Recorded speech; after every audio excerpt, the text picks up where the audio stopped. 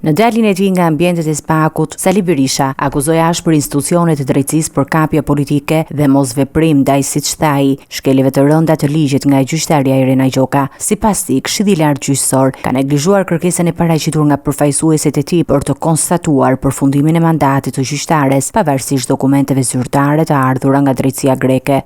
2. Kolegjeja nuk ju përgjigj kërkesës sonë për të konstatuar marrimin e mandatit të Irena Gjokë, sepse ligji 96/2016, sipas ligjit 96/2016, por ja drejtoi prokurorisë së përgjithshme për të nisur hetimet sipas ligjit 138/215 për hetuar nëse ekzistonte vendimi penal kundër Irena Gjokës në Greqi dhe nëse ajo kishte deklaruar atë në formularin e dekriminalizimit, pavarësisht se për këto kishin vendimin penal të drejtësisë greke të sjellë në vull apostile. Prokuria e përgjithshme për dëshmuar veten se është një institucion tërësisht i kontrolluar, është një institucion që shkelmon kushtetutë dhe ligje, nuk ka ndërmarr asnjë masë gjërësore. Sipas kryedemokratit, në këtë rast janë shkelur 3 ligje që çojnë në burgim ata që i shkelin, duke nënvizuar se gjyqtarja Gjoka nuk mund të ishte në detyrë dhe çdo vendim i dhënë prej saj është i pavlefshëm. Ai paralajmëroi se çështja do të çojë në reagim ndërkombëtar dhe se do të ndiqet deri në gjykatën e Strasburgut.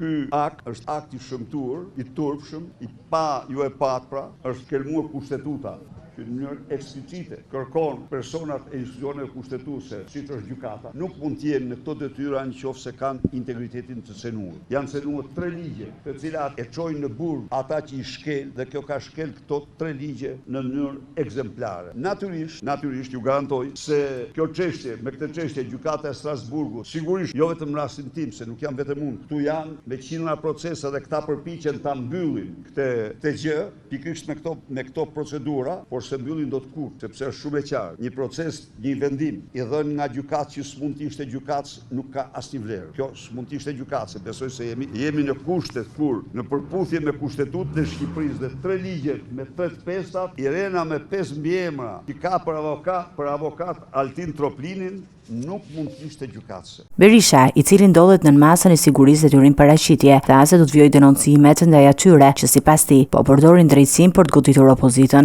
Ai theksoi se betejë e tij nuk është vetëm personale, por për mbrojtjen e ligjit dhe të drejtës së vërtet në vend.